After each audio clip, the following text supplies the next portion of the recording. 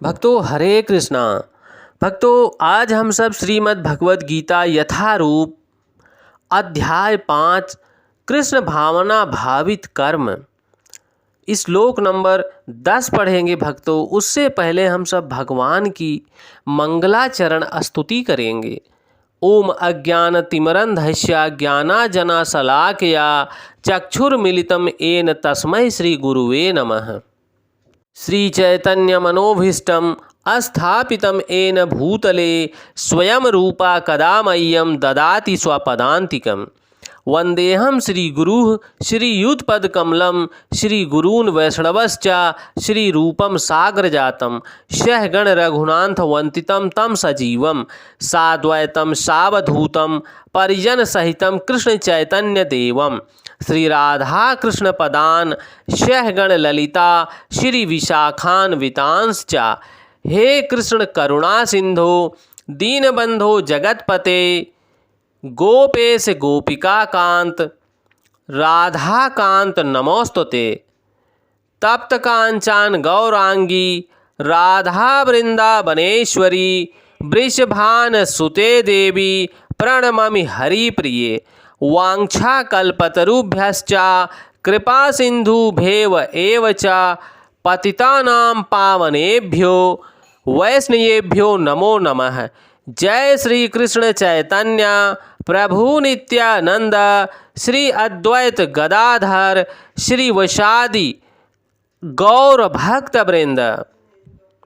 नमः ओम विष्णुपादाय कृष्णपृष्ठाय भूतले श्रीमते भक्ति वेदांत स्वामिनि इति नामिने। नमस्ते सरस्वती देवी गौरवाणी प्रचारिणे निर्विशेष शून्यवादी पाश्चात देश तारिणे। हरे कृष्णा कृष्ण कृष्णा हरे हरे हरे रामा राम राम हरे हरे। हरे कृष्णा कृष्ण कृष्णा हरे हरे हरे राम राम राम हरे हरे। भक्तों भगवान इस श्लोक में बोल रहे हैं, कृपया ध्यान देना। ब्रह्मणि आधाय कर्मणि संगम त्यक्त्वा करोति यः लिप्यते नाशाः पापेन पदपत्रम इव अम्भाषा। जो व्यक्ति कर्मफलों को परमेश्वर को समर्पित करके आसक्ति रहित होकर अपना कर्म करता है वह पाप कर्मों से ऊपर प्रभावित रहता है। जिस प्रकार कमल पत्र पर जल से अस्पृश्य रहता है उसी प्रकार व्यक्ति कर्म फलों से सदैव ऊपर उठता रहता है, क्योंकि उस कर्म फल से उस व्यक्ति की कोई आसक्ति नहीं रहती। भक्तों जिस प्रकार कमल का फल कमल फूल जिस प्रकार से कमल जल में रहकर जल से अलग रहता है, इसी प्रकार व्यक्ति इस भाव सागर में भौतिक कर्मों को करते हुए उसमें लिप्त नहीं होता, आसक्ति रहित रहता है। यहाँ पर ब्रह्मणी शब्द का अर्थ आ रहा है भक्तों कृष्ण भावना अमृत में यह भौतिक जगत प्रकृति के तीनों गुणों की समग्र अभिव्यक्ति है, जिसे प्रधान की संज्ञा दी जाती है। ब्राह्मण एक जो व्यक्ति है वह कृष्ण भावना भावित है। वेदांत मंत्र सर्व होत ब्रह्म तदात्मय एत ब्रह्मा नमरूपन्नम चा जयते। तथा भगवत गीता में भी मम योनि मर्म ब्रह्मा से प्रकट है कि जगत की प्रत्येक वस्तु ब्रह्म की अभिव्यक्ति है, और यद्यपि कार्य अलग अलग रूप में प्रकट होते हैं किंतु तो भी वे कारण से अभिन्न हैं।